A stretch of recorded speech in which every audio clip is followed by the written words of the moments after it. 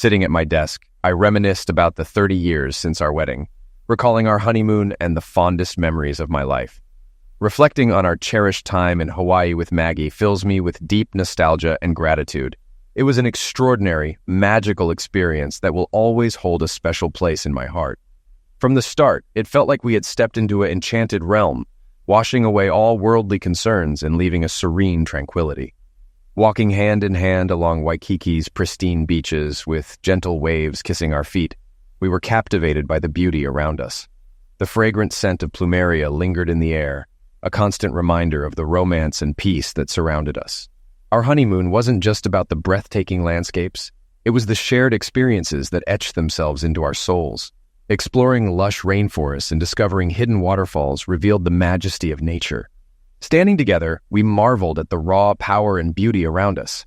Our clifftop villa in Maui offered endless panoramic views. Every sunset was a masterpiece, painting the sky in vibrant hues. In those precious moments as we held each other close, our hearts overflowed with love and devotion. The nights were filled with romance, starting with candlelit dinners on the beach under a canopy of stars, savoring fresh seafood and island delicacies.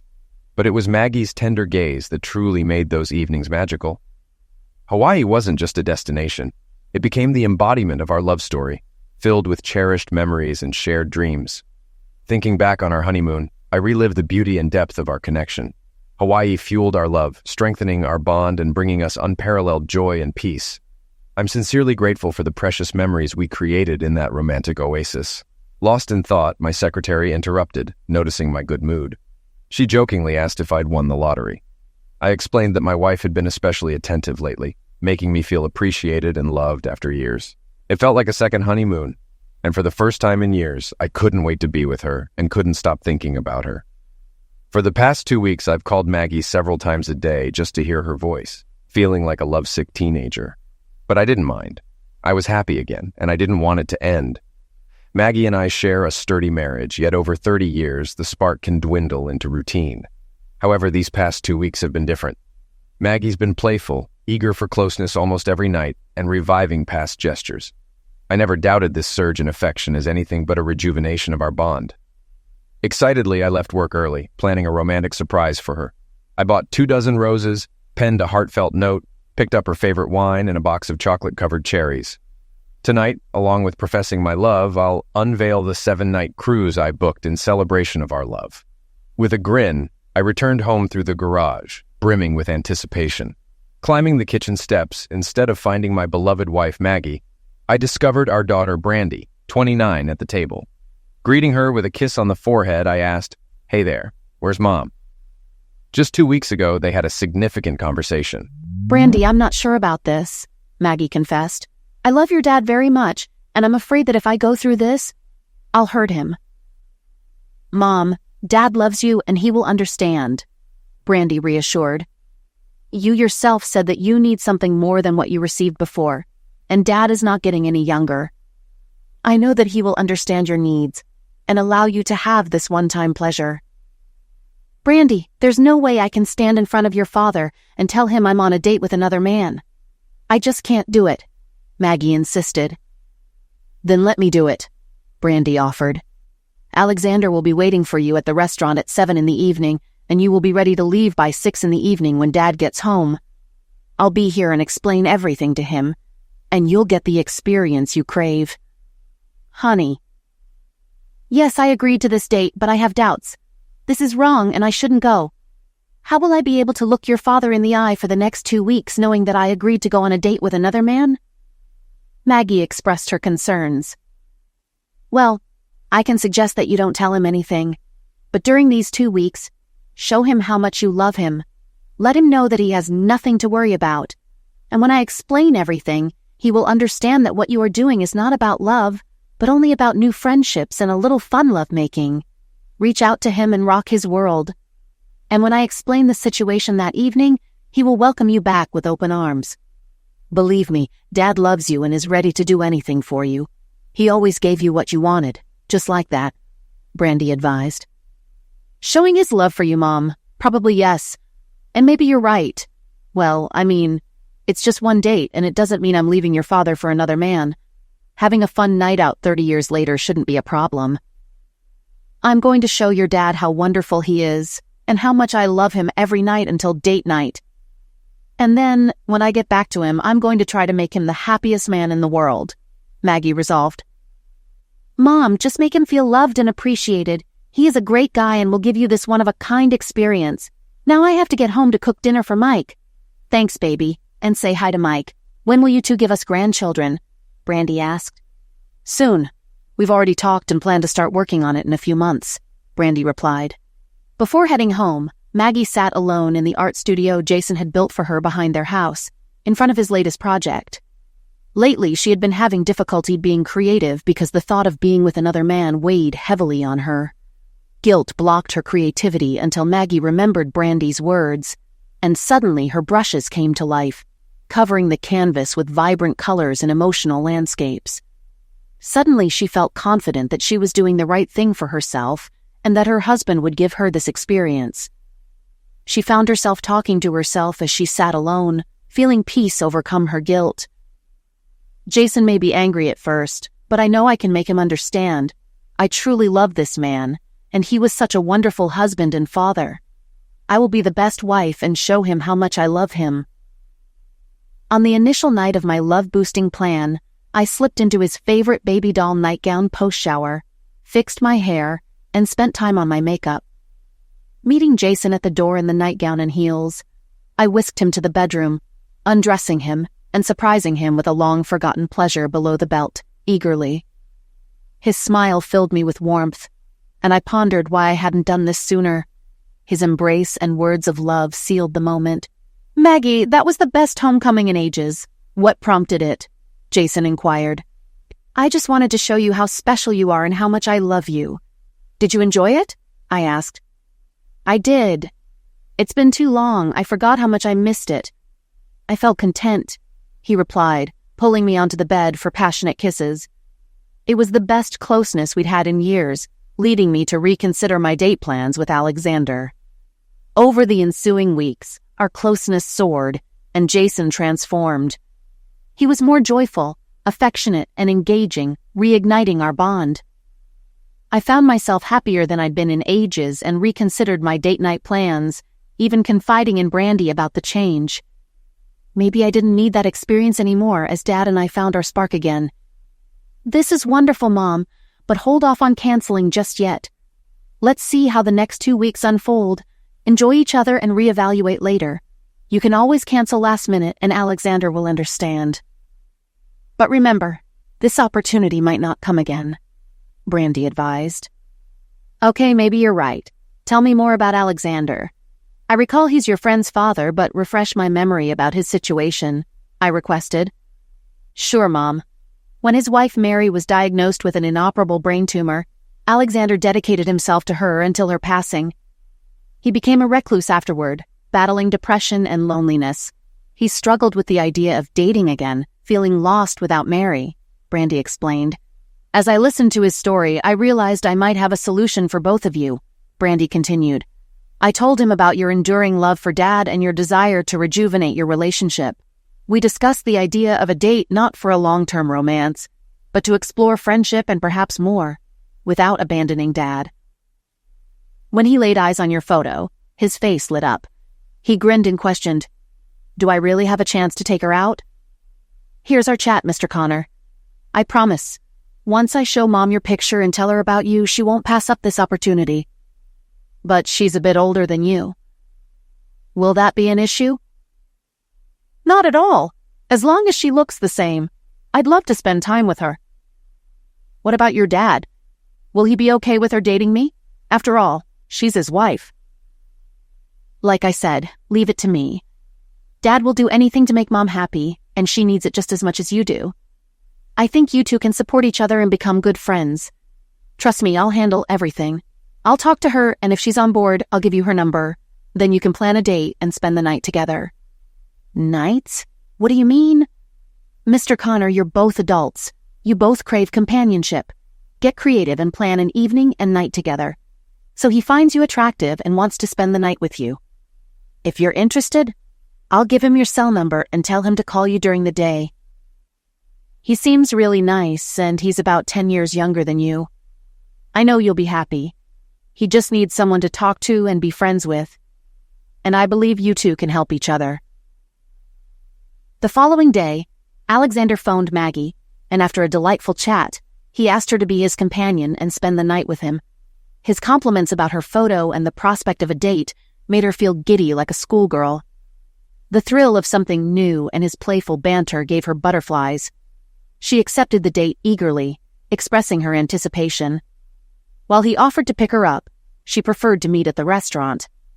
They exchanged texts daily, their flirtation escalating as their date night drew near. On the eve of their rendezvous, Maggie's texts would have failed any fidelity test. She was consumed with excitement, envisioning the evening ahead. Despite her thoughts of Jason, she poured more energy into their lovemaking every night. Jason sported a perpetual grin, while Maggie harbored an insatiable craving for closeness, reaching a level of fulfillment exceeding her wildest dreams. I cherished my daughter, viewing her as the epitome of beauty. Proud of her evolution into the woman she is today, I lamented not spending more time with her during her formative years. Nevertheless, I toiled to provide them with a good life and endeavored to be there for her as much as possible. Upon spotting her, I greeted her with a smile tinged with embarrassment. "Darling, what brings you here?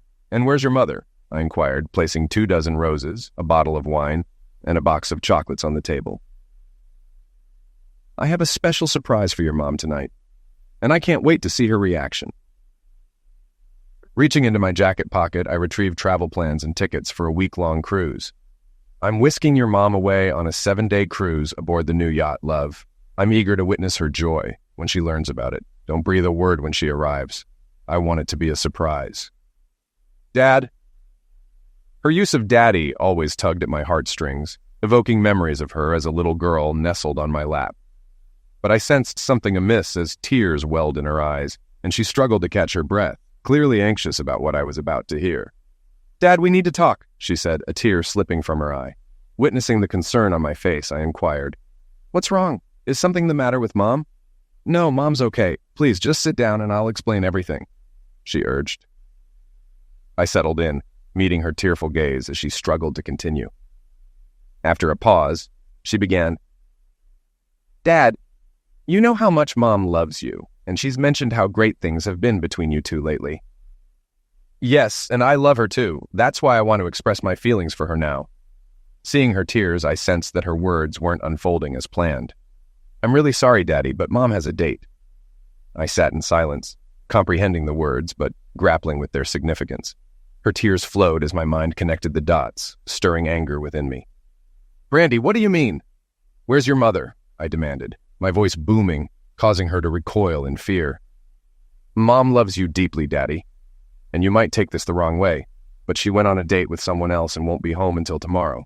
She couldn't bring herself to tell you, so I volunteered because she didn't want to hurt you. It's just one night and she'll be back tomorrow." "What's this, a joke? You can't be serious." "Your mother would never betray me like this. We were so loving and close." "I can't believe it," I exclaimed. "Dad, she loves you. She just needed to try something new. After 30 years of marriage, she felt restless and wanted more in life, just once. Nothing will change between you except that she'll love you even more for understanding," my daughter reasoned. Studying her closely, I asked, "Brandy, why are you involved in this? Your mother shouldn't have brought you into it, and I should be discussing this with her, not you. How did she rope you into this?" "Dad, you know Mom and I have always been close. We share everything. She confided that things had slowed down between you two in the bedroom and she felt neglected. My friend's father lost his wife years ago. He was depressed and needed companionship, so I introduced them," she explained. I abruptly stood, knocking over a chair. "What, are you serious? You set your mother up on a date with your friend's father?" I demanded, pacing the kitchen in disbelief. "Damn it, Brandy! Answer me!" I yelled, towering over her. "Did you arrange this? Your mother is on a date with your friend's father because of you?" Anger surged through me, spittle flying from my mouth. "I'm really sorry, Daddy, but yes, it sounds bad when you put it that way. But I did it out of love for my friend's parents," she explained. "Holy hell, what have you done? Love for your friend's parents? What about your love for me? Am I just some piece of trash you can disrespect and expect me to accept whatever you come up with? Where is she now?" And what did you mean when you said she won't be home until tomorrow? I demanded. Dad, he took her to a restaurant. I don't know which one. And then they'll spend the night together, but it's only this once. She'll be back tomorrow. And Daddy, she loves only you. All she's been telling me for the past 2 weeks is how much she loves you and doesn't want you to be hurt. It's just one date and one night. She knew you would understand and give her this one chance. Is that all? So foolishly, I've believed her recent affection was fueled by love. But now you're telling me it was just to assuage her guilt. Well, this won't end well, I assure you, I retorted, still in disbelief. Tears streaming down her face, she pleaded, Dad, it's not like that at all. She never pretended or hurt you. On the contrary, she did everything possible to show you her love. Daddy, can't you just give her this one night? You know she loves you and can't imagine life without you. She told me she looks forward to your retirement and spending time with your grandchildren. Mike and I plan to have kids, and we need both of you. Well, isn't that incredibly unusual? That ship sailed the moment she agreed to go on a date with someone other than me. Who is this guy? I asked. He's my friend Mary's dad. He's really nice, and I think you'll like him. Daddy, I believe you two have a lot in common, she replied. Oh, really? We could be great pals. So you think I could befriend a man who knowingly dates a married woman? My wife. Maybe we can become drinking buddies, and I can offer him your mom on the weekends. Is that what you and your mom have in mind for me? I retorted sarcastically. Brandy sank into her chair, realizing a serious flaw in her plan. She had never seen me so angry, or heard me speak to her like that. A shiver ran down her spine as she recoiled from my anger. After pacing around the room, I finally regained control of my emotions and turned to my daughter, speaking with a venomous tone she didn't want to hear anymore. My hurt and pain were evident, making her feel small and guilty for her role in the situation. Listen carefully, Brandy. I want you to leave now. I need to be alone to process what you two did to me tonight. I don't want to see or hear from you. Don't call me. Don't write. Ever. Your betrayal is unforgivable. And now I have no daughter. You are dead to me. Do you understand what this means? I'm no longer your father, and I don't have a daughter. Now get out of my house and never speak to me again, I declared sternly. Brandy sobbed openly, her head in her hands. Dad, please don't say that. I love you, and I want to stay here tonight. Mom and I planned for me to stay with you. We don't want you to be alone. The level of disrespect you've shown me makes me question if you ever respected or loved me as your father. You're your mother's daughter. All these years, I worked tirelessly to provide you and your mother with a better life, and this is the gratitude I get. No. It turns out I'm only here as a meal ticket, and I've obviously never earned any respect from either of you, I concluded bitterly. Between tears and sobs, she uttered, Dad, I love you. Please, refrain from saying that. Leave it to your mom to explain everything tomorrow. You've had 30 wonderful years together, and I know you love her. Give her just one thing, and she won't leave you. Daddy, she loves you.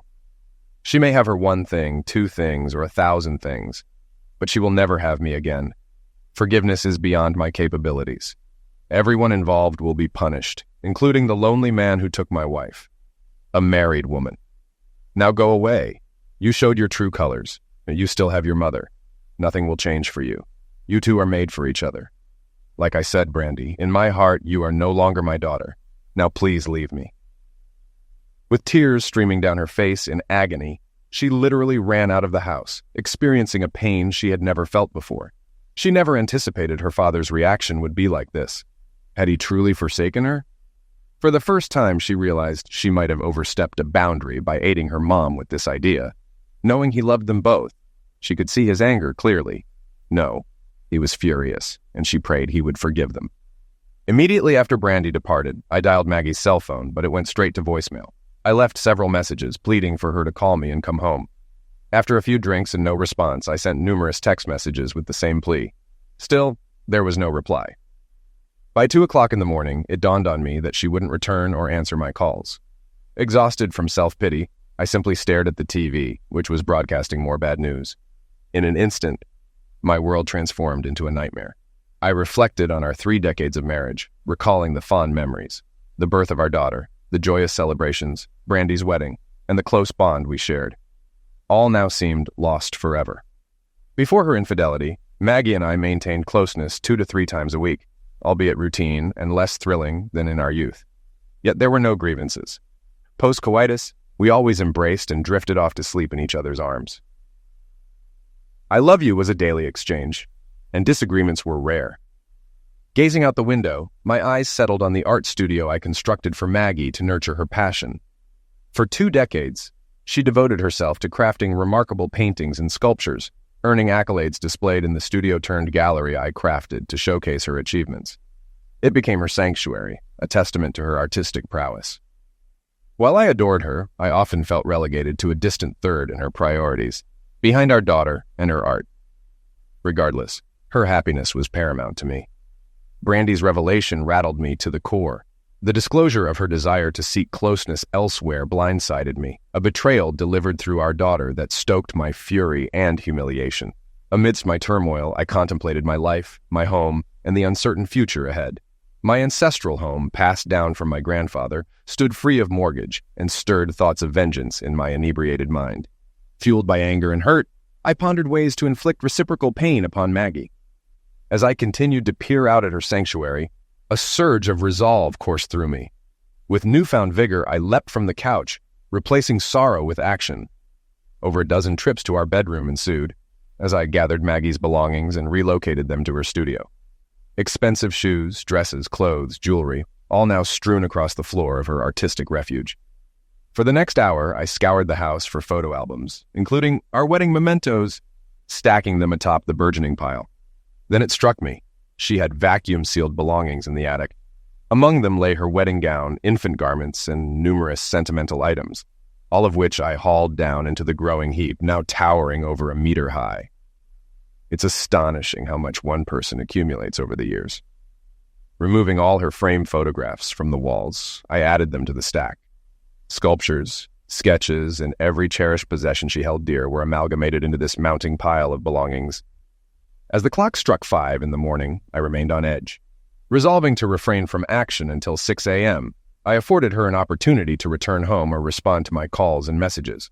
Should I receive no reply or find her absent, I vowed to complete what I had started. Rechecking the house, I ensured every item of hers was now housed in the studio.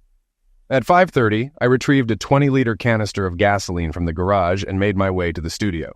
Preparing for 6 a.m. in the interim, I conducted online transactions, canceling joint credit cards, transferring funds to separate accounts, withdrawing cash from the safe, and packing a few suitcases.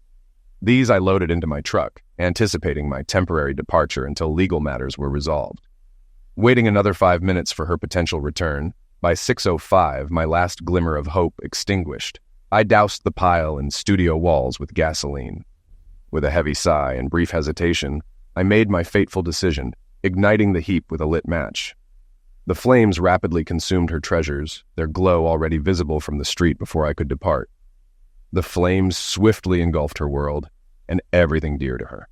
Driving down the highway, a sudden realization hit me, accentuated by my dire state. A profound sorrow washed over me, tears streaming down my face. In that moment, it dawned on me that my once blissful marriage had met the same fate as the studio. It had burned to the ground. What caught me off guard was the fires spread from the studio to the back porch, igniting both structures. Fortunately, firefighters managed to douse the blaze in the studio and contain the flames on the porch, salvaging the house. However, the residence suffered extensive smoke damage and was rendered uninhabitable until repairs were completed. Amidst the chaos, I checked into a highway motel roughly 90 miles away from the smoldering remains of my marriage, paying with cash. I was determined not to be found until I could gather my thoughts, opting for cash to avoid leaving a trail if the authorities pursued me. Fueled by adrenaline, I remained wide awake until I entered my room. Switching off my phone, I collapsed onto the bed, slipping into a deep slumber and only awakening at noon. As soon as I powered on my phone, it lit up with notifications. I found dozens of missed calls and texts from Brandy, Maggie, and the sheriff. Upon exiting the Uber, I rendezvoused with Alexander at the restaurant, a mix of nervousness and excitement coursing through me as I beheld the sight of this attractive young man awaiting me at the reception desk. A smile graced his lips as he noticed my admiration of my little black dress, complemented by black sheer tights and matching high heels. His gaze lingered on my revealed cleavage, accentuated by the black bra peeking through. Earlier in the day, I had spent hours at the salon ensuring my hair and makeup were flawless, determined to make this one-time encounter thrilling, unforgettable, and flawless for him. My companion seemed pleased with the sight before him, his growing manhood subtly adjusting to his reaction. Bolstered by his apparent approval, my confidence soared as I greeted him with a tender kiss. As we exchanged greetings, we migrated to the bar, settling onto bar stools, where I caught him stealing glances at my nylon-clad legs down to my underwear as I rose. Our mutual smiles persisted as he placed our drink order. Deciding to silence my phone to avoid any distractions, I resolved to savor every moment of this unique evening, recognizing its fleeting nature. There was a palpable chemistry between us, and our rapport felt akin to that of old friends. I found myself lightly touching his arm and engaging in flirtatious banter, behaviors I rarely indulged in, even with Jason. But tonight, I was determined to embrace my inner confidence and relish in the experience. As we polished off our second glass, the gracious hostess announced our table was ready and ushered us to our seats. Dinner was delightful, and I relished our conversation and shared time. When he inquired if I still desired to spend the night with him, I slipped off my heels and teasingly slid my foot between his legs. His gaze lingered on my red toenails, peeking through the sheer nylon, eliciting a smile as he declared it was time to depart. Hand in hand, he guided me to his pre-arranged hotel room. As the elevator ascended to the 14th floor, the gravity of the situation struck me, and fleeting thoughts of Jason flooded my mind. Sensing my apprehension, he drew me close to his sturdy frame. Meeting his gaze, I was met with a passionate kiss unlike any I had experienced before. That moment was all it took to cast aside thoughts of my husband and marriage. Tonight, I was his, fully embracing the experience. Once inside the room, he wasted no time in unzipping my dress, allowing it to cascade to the floor before disrobing himself. Spinning me around, he praised my allure, then deftly removed my bra and guided me to the bed. The passage of time became a blur as the encounter unfolded, each moment suffused with sensuality and tenderness, leaving me yearning for more. Falling to my knees, I lavished attention on his exquisite form. After several moments, unable to resist any longer, he fervently removed my pantyhose and insisted I don my heels again, confessing their allure heightened his desire. Amidst our lovemaking, he peppered me with passionate kisses, displaying an expertise that left me awestruck. Fleetingly, I entertained thoughts of introducing similar passion to Jason, but quickly pushed such comparisons aside. His unwavering gaze met mine as he uttered the unexpected words, "I love you, Maggie," a declaration that stirred my soul. It felt akin to a divine revelation, evoking tears of pure joy. We engaged in lovemaking 4 more times throughout the night and once more in the morning, each encounter as passionate as the last. It stood out as the most incredible carnal experience of my life, and I commended myself for allowing it with Alexander. Thoughts of Jason started to intrude, but I endeavored to focus on the man embracing me tightly. Bathed in the morning sunlight filtering through the curtains, we shared tender kisses, his fingers gently caressing my hair. "Maggie, as I mentioned last night, I was sincere. You're an extraordinary woman, so alluring and sensual, and I believe I'm falling in love with you. Can we see each other again?" Suddenly, apprehension gripped me, and I sought to be delicate. "Alexander, it was an extraordinary experience, and you're a kind, wonderful man. However, I'm happily married, and I can't repeat it. It was a one-time event. I cherished it, and you were amazing. You're a fantastic lover, and every moment was enjoyable. Maggie, please think it over before you decline. Your husband doesn't appear to object, and if you allow this to continue, I can bring you great happiness. Just consider it before saying no. Please." "All right, yes, I'll consider it." With another deep kiss, he held me close, and I surrendered to his embrace. If I weren't married to Jason, I'd be with Alexander in an instant. Yet Jason is my husband, and I hoped he could forgive me for my actions. Following breakfast, we departed the hotel, and as he drove me home, I switched on my phone for the first time since our date the previous night, stunned by the multitude of missed calls and texts. Seeing Jason's message, a pang of guilt pierced my heart. This dear man was in anguish and I was absent. Tears welled in my eyes, realizing I had caused his suffering. Before I could proceed to the next text, the phone rang as Alexander pulled into my neighborhood. "Mom, where are you?" "Hey, sweetie, I'm almost back home." "Mom, there was a fire at the house. We tried calling you all night, but it seems you turned off your phone." "Fire? Where's your dad?" "That's the thing, Mom. He's missing. Nobody knows where he is, and he's not picking up calls either. I have a bad feeling." "Mom, I'm almost there. I'll call you back." As Alexander turned onto my street, I spotted a fire truck and police vehicles outside our house. Noticing no visible damage at the front, I inquired with the firefighters about the situation. "Are you the homeowner?" one of them asked, as curious neighbors eyed me standing beside an unfamiliar handsome man, my companion. "Yes, I'm Maggie Spencer." "Well, Mrs. Spencer, we managed to salvage the house. Only the rear porch suffered damage. However, you won't be able to stay here until professionals clean up the smoke residue inside. The cottage at the back, unfortunately, couldn't be saved." My legs gave way, and Alexander supported me, guiding me to sit on the curb. "Is she destroyed?"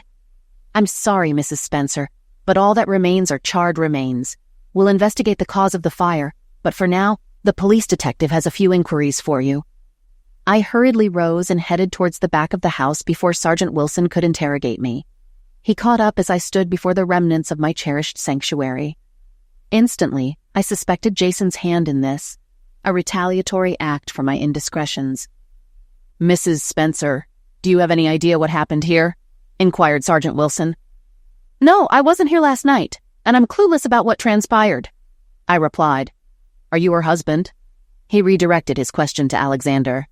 "No, just a friend," he answered. A blush crept up my face as the sergeant cast a knowing glance and inquired about my husband's whereabouts. "I told you, I don't know." When pressed about my own location last night, I timidly admitted to being with Alexander at the Hilton Hotel downtown. The scrutinizing looks from the sergeant and his assistant underscored the gravity of my situation. I had just confessed to not spending the night with my husband, who had also vanished. Now the detective had more questions. "Mrs. Spencer, are you and your husband separated? Do you know where he was last night?" "No, we're happily married," I insisted, only to realize the absurdity after disclosing my nocturnal escapade. "Do you have any idea of his whereabouts?" "No, he's not answering calls." "We'll need to speak with him, so when you do, please provide him with my contact information," he instructed, handing me his card. Anger and fear surged within me. Anger at the loss of my sanctuary and years of labor, everything gone in an instant. Fear at the thought of Jason's potential rage and its implications for our marriage. I needed to reach him urgently. I dialed Brandy's number. "Brandy, have you heard from your dad?" "No, I haven't spoken to him since yesterday evening." "Why didn't you stay with him as planned?" "Mom, he kicked me out and disowned me," she revealed. Those words sent a shiver down my spine. Jason would never utter such words, and if he did, it would be far worse than I could fathom. Upon entering the house, I was met with smoke-damaged walls and a foul odor pervading our once cozy home. It was clear we couldn't stay here in such conditions. I surveyed the house and decided to gather clothes and personal items for a few days. In the bedroom, I found everything missing and panicked. My clothes, shoes, and belongings were gone. My heart sank as I searched for my wedding rings on the nightstand. None were there. Why had I left them? What was I thinking? If Jason saw them missing, he must have assumed the worst about our marriage.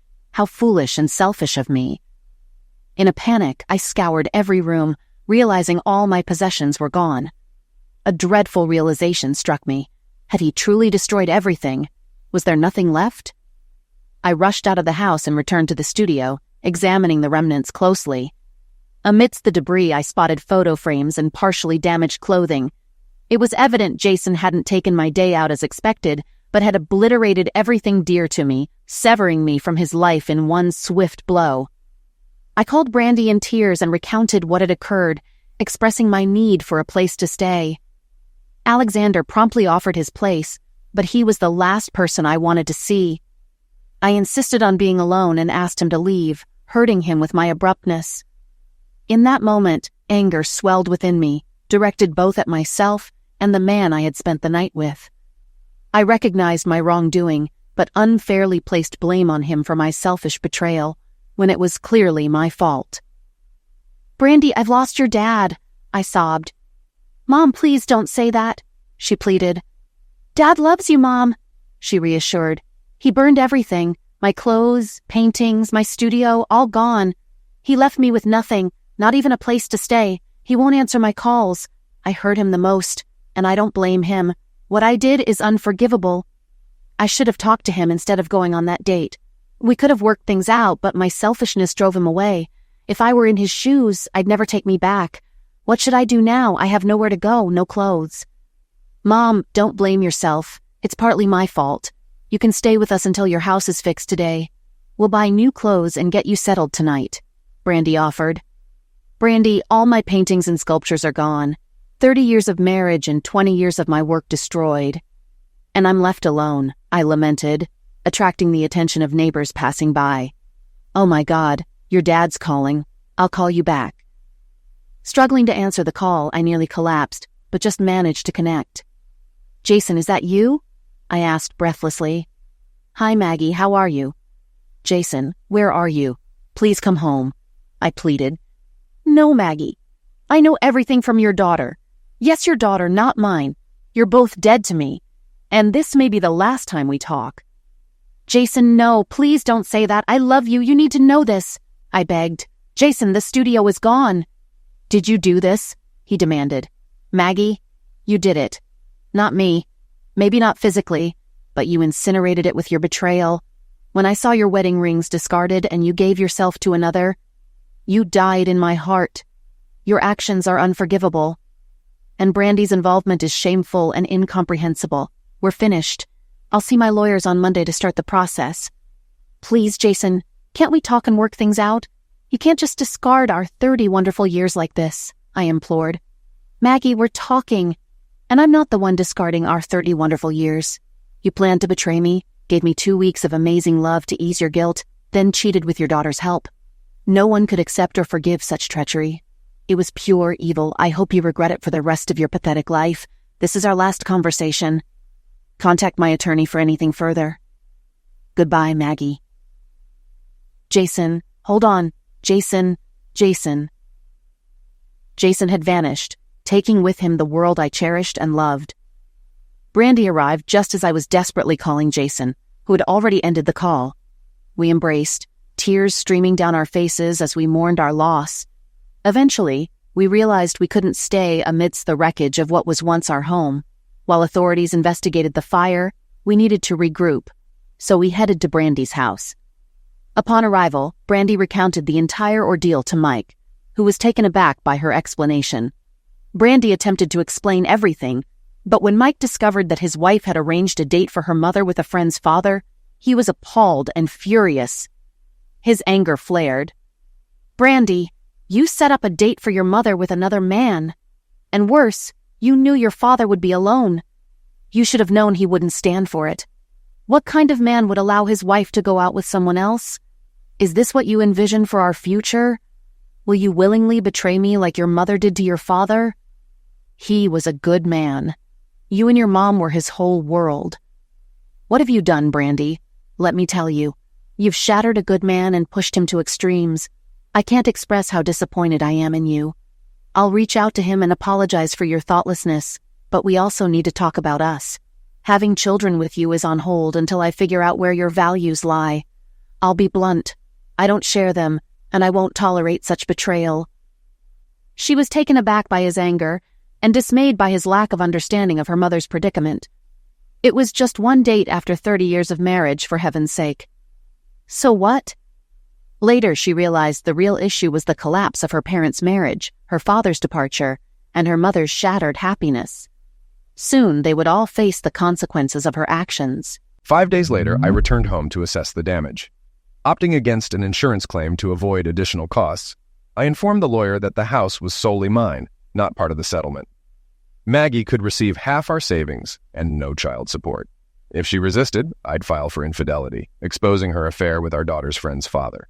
Divorce papers were filed, and I inquired about a criminal arson lawyer, but realized criminal prosecution was unlikely without an insurance claim.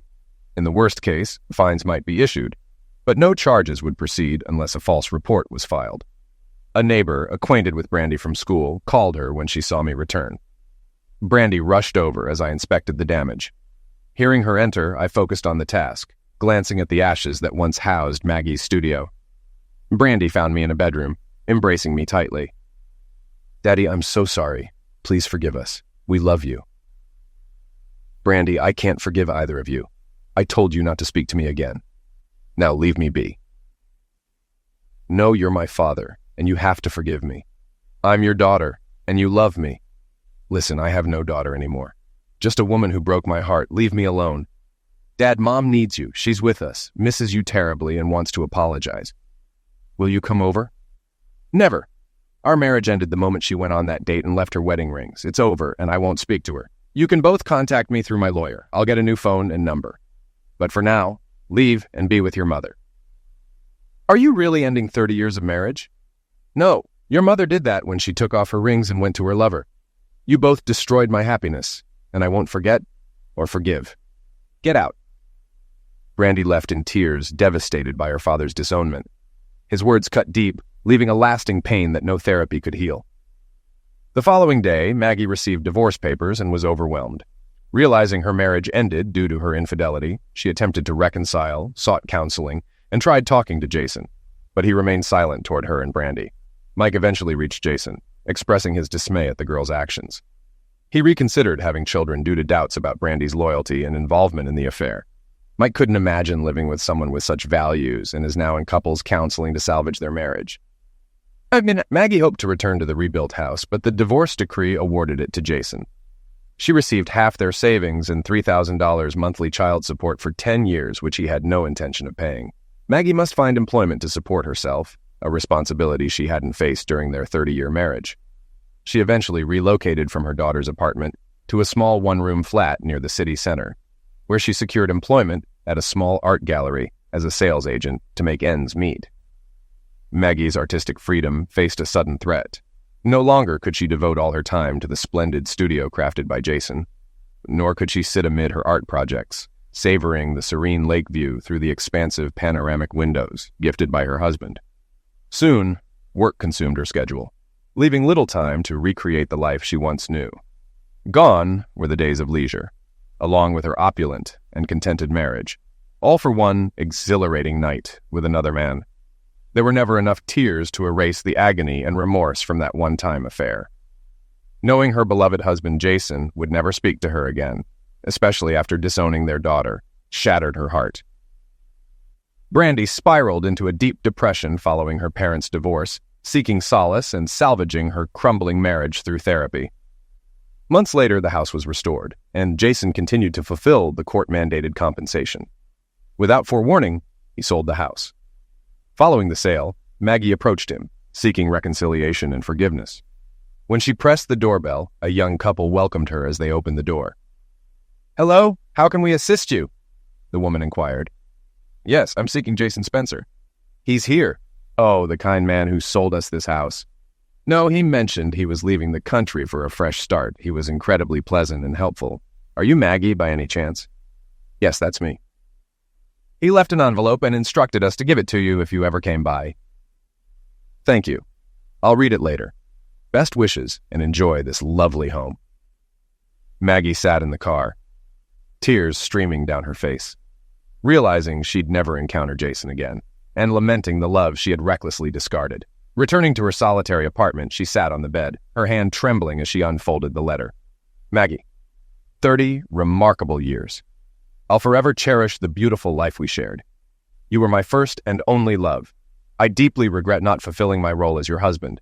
Had I known you needed more, I would have moved mountains for you. But since you've chosen to forge your path alone, that's how our marriage will conclude. Alone. Those 2 wonderful weeks leading up to your betrayal, I actually believed you had rekindled your love for me. They were the happiest weeks of our entire marriage. Learning from Brandy how you used those weeks to divert my attention from your betrayal shattered my soul. I'm certain your daughter has already informed you, but that night I was thrilled to come home and give you a special evening with 24 roses, your favorite chocolates, and wine. I planned to surprise you with a yacht cruise. Love. Discovering that your affection and admiration were insincere, and your true aim was to be with another man, left me utterly humiliated. Congratulations. You've destroyed me and our marriage. Because of this, I can't stay in this city any longer. I've resigned from my job and started a new life in another country. Don't bother looking for me, as I'll be off the grid. I have no desire to speak to you or your daughter anymore. This chapter of my life is closed, and I'm embarking on a new journey without you. It'll take me years to recover from the pain and betrayal you both inflicted. I couldn't bear to stay in our beautiful home without the love of my life and our wonderful daughter. Since you're both dead to me now, I have no reason to remain here. I sincerely hope your special night was worth our marriage and my love. I suspect it was. I'm certain you and your daughter will relish sharing stories. Have a happy life. And please forget about me and our years together, as I already have. My new life has already begun without you. Maggie believed she had no tears left, but after reading his letter, she cried uncontrollably all night, curled up in a ball. The excitement and memories of her encounter with Alexander faded into regret and sadness.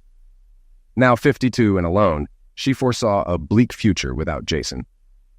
She traded her luxurious life for one night of selfish thrill. Jason confronted Alexander late at night as he was departing for Ecuador. Pushing into the house, Jason introduced himself as Maggie's husband, accusing Alexander of stealing her.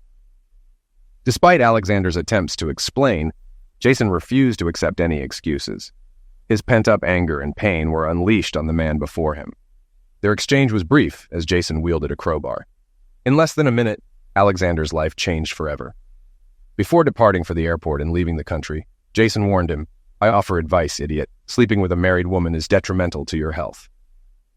By the time Alexander reached the ER and informed the police, Jason was already on his way to a new life in Ecuador, free from his past burdens and family. It took detectives 2 weeks to ascertain Jason's departure and realize they couldn't pursue him until his return, with no extradition from Ecuador for assault charges. Alexander endured agonizing weeks in the hospital and months in physical therapy, adjusting to his new reality with reconstructed knees. The 25 stitches on his face would forever remind him of that fateful night with a married woman. Uncertain of his future, he knew his former life was irretrievably lost. Because of those two women who encouraged him to pursue another man's wife, he cut ties with Maggie and Brandy completely. Brandy's husband, Mike, almost ended their marriage over the incident. However, with the help of a psychologist, Brandy came to terms with her actions, vowing to remain faithful to Mike and their future family. Mike waited 2 years before agreeing to have children, ensuring his wife's commitment to fidelity. Honoring his promise and her remorse, Jason ceased all communication with Brandy. Through her actions, she permanently severed ties with her father and his affection. Hearing about Alexander's assault, Maggie and Brandy were devastated, feeling accountable for the attack and amplifying the guilt and anguish they inflicted on Jason and their family's ruin. It served as another stark reminder of the far-reaching consequences of their actions, unbeknownst to them. They both realized that their naive belief, that if only Jason had granted Maggie that one night their blissful life would have endured, was misguided. Their folly shattered any semblance of happiness. The loss of their father and husband inflicted a lasting pain they would carry until their final days. Hindered by depression and advancing age, Maggie never found another partner, leading a desolate, sorrowful existence. Their dreams of a joyful twilight with Jason and their grandchildren became a distant memory, especially since Jason ceased child support as soon as he left the country. Her savings won't last long, and she'll have to continue working to survive. Crying in her sleep became her usual activity. After selling my house and using my savings accumulated over 3 decades, I now possess more than $750,000. Deducting the cost of my new apartment, this substantial sum ensures comfort and tranquility for the next 30 years here in Ecuador. In this country, I've encountered many young, attractive women who appreciate the generosity of an American man, and I relish spending time with them. 6 months following that fateful night, I found myself on the beach in Puerto Lopez, sipping a cold beer in front of my new apartment. It dawned on me that divorce is a natural occurrence, and parting ways is acceptable. Being alone is okay. What's not acceptable is remaining in a situation where one is neither valued nor cherished. This will never be my reality again.